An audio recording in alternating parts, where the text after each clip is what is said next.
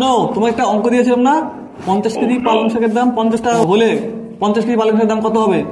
অঙ্কটা করেছো তুমি? কোনো ব্যাপার নাকি? 1 কেজির দাম যদি 50 টাকা হয় তাহলে 50 কেজির দাম হবে আপনার গিয়ে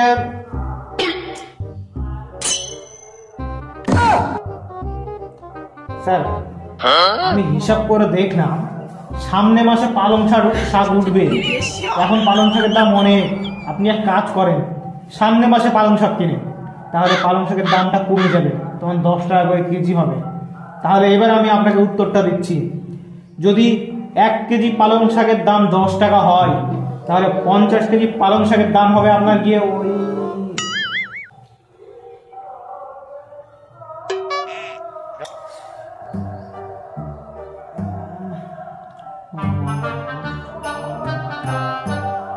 স্যার আপনি হিসাব করেন এতগুলো পালং শাক নিয়ে করবেনটা কি?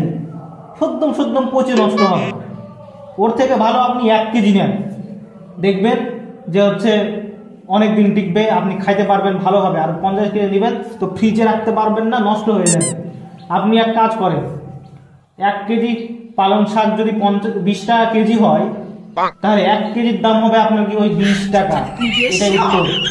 মিলিয়ে যাবেন স্যার, মিলিয়ে যাবে। দেখেন কোথায় ছিলেন?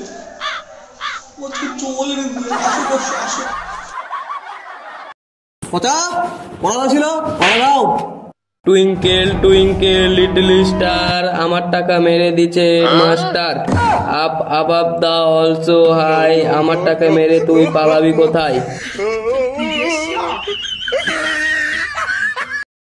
বলো, পড়াটা বলো।